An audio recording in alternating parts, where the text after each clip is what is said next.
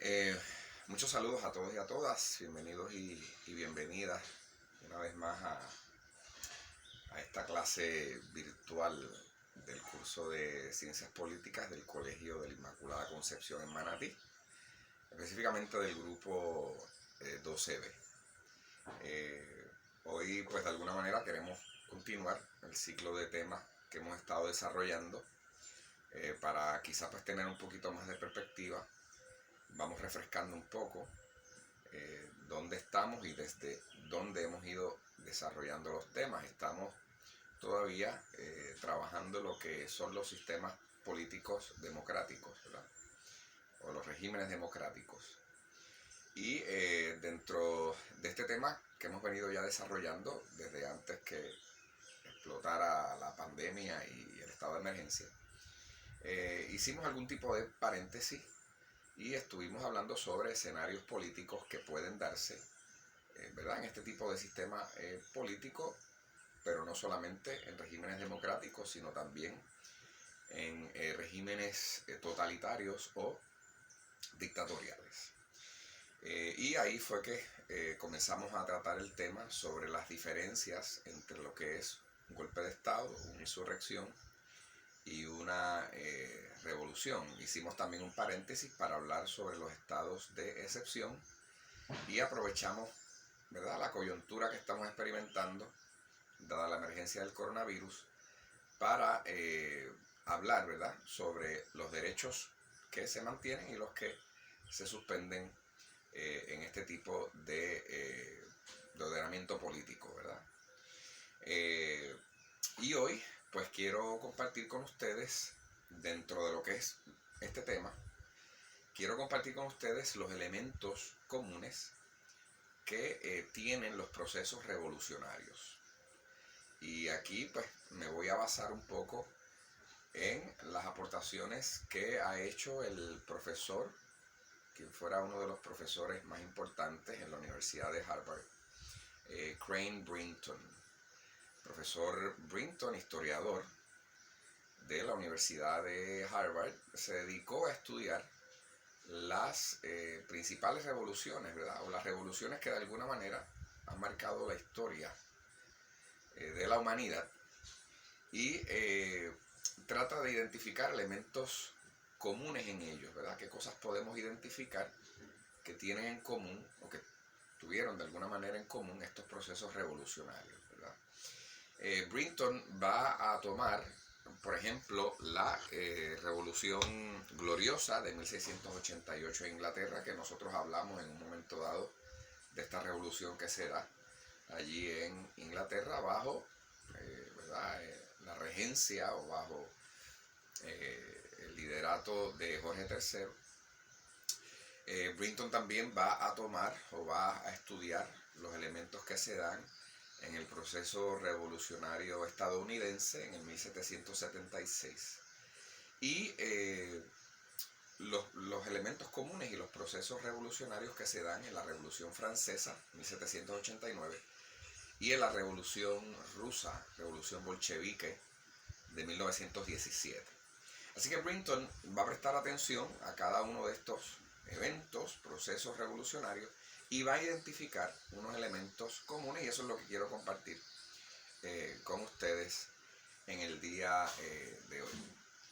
En primer lugar, quiero refrescar. Cuando hablamos de una revolución, recuerden que estamos hablando de un cambio profundo, estamos hablando de una ruptura con el orden vigente, con el orden establecido.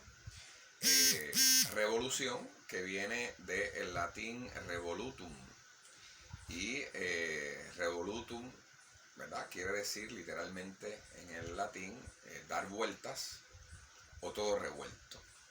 Así que eso nos da una idea, ¿verdad?, de lo que, del significado, de lo que quiere decir este término, donde cuando hacemos referencia a lo que es una revolución, pues estamos refiriéndonos a un cambio radical, a un cambio profundo de las estructuras políticas y económicas.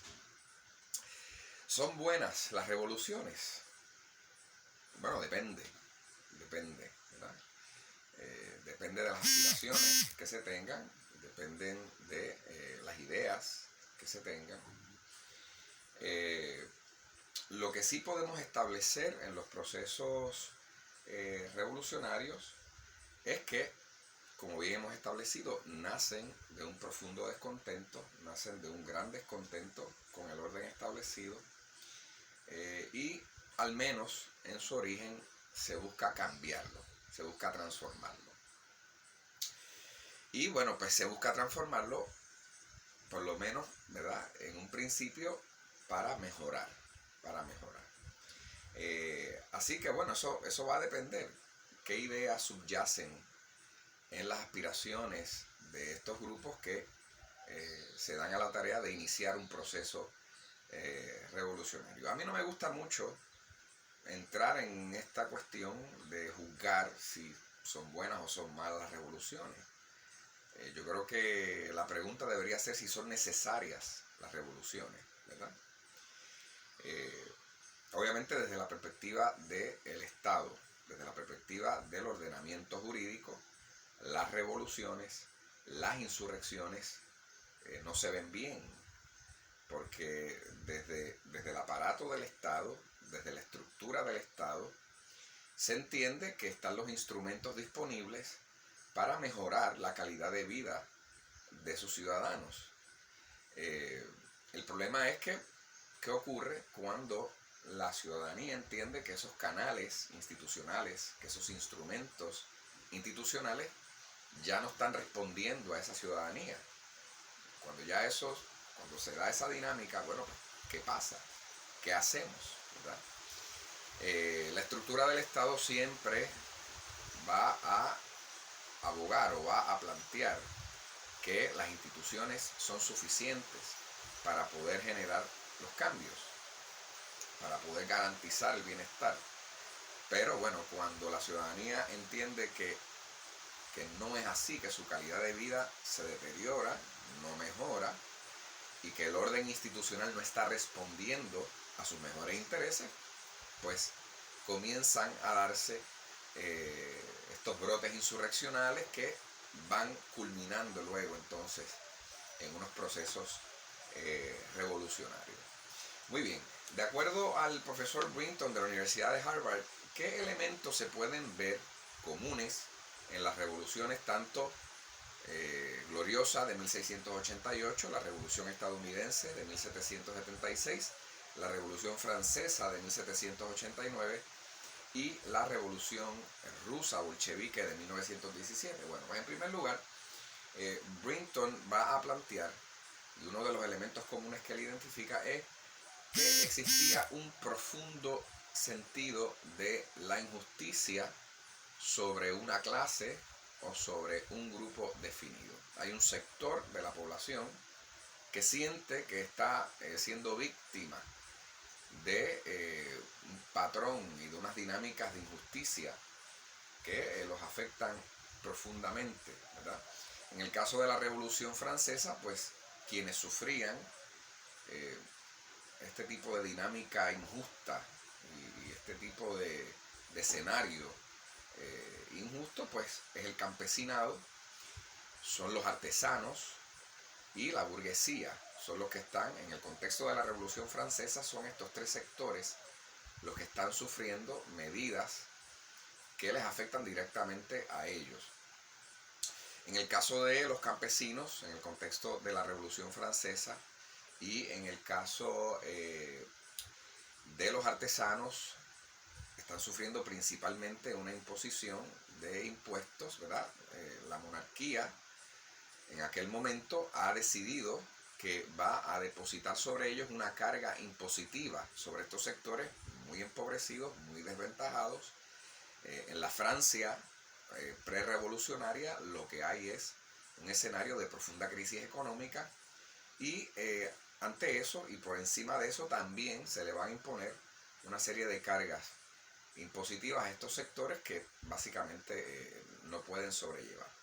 La burguesía también es un sector que va a ser afectado porque la monarquía impedía que esta clase pudiese desarrollar sus negocios. La monarquía estaba impidiendo que esta clase pudiese libremente desarrollar su actividad comercial. Recuerden que la burguesía es esa clase que va surgiendo ya desde el Renacimiento y ya se establecen como clase durante ese periodo.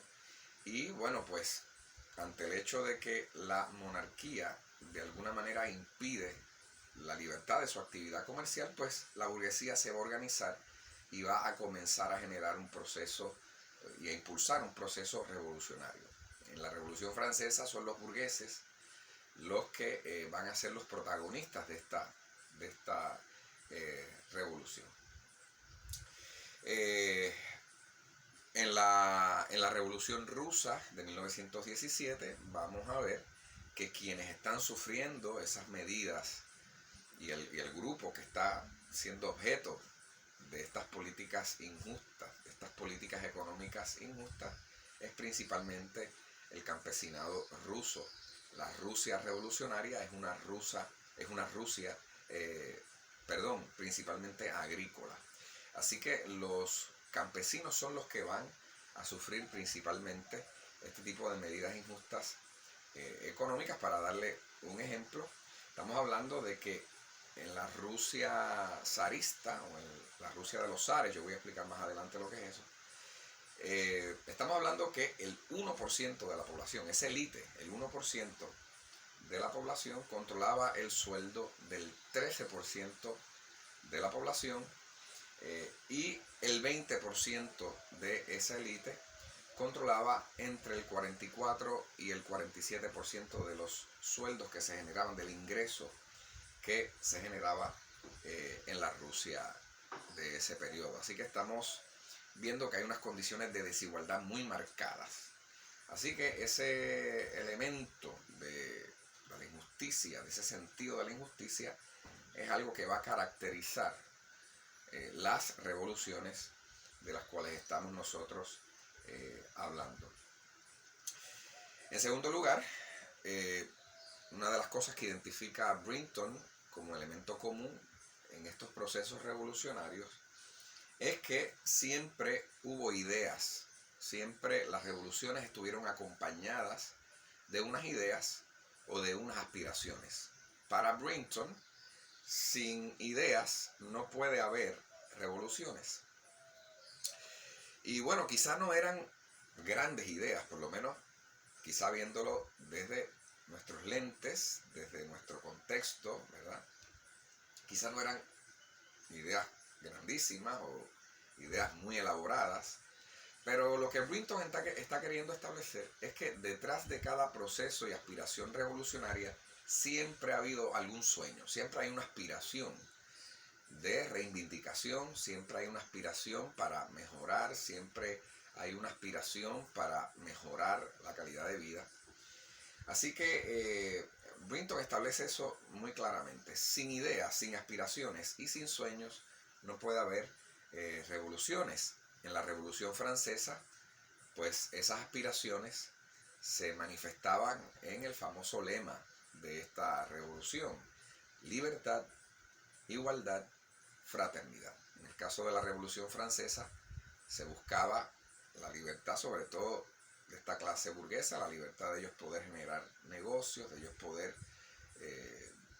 emprender sus proyectos empresariales, comerciales, que se generara un ambiente de igualdad entre todos los seres humanos y fraternidad, ¿verdad?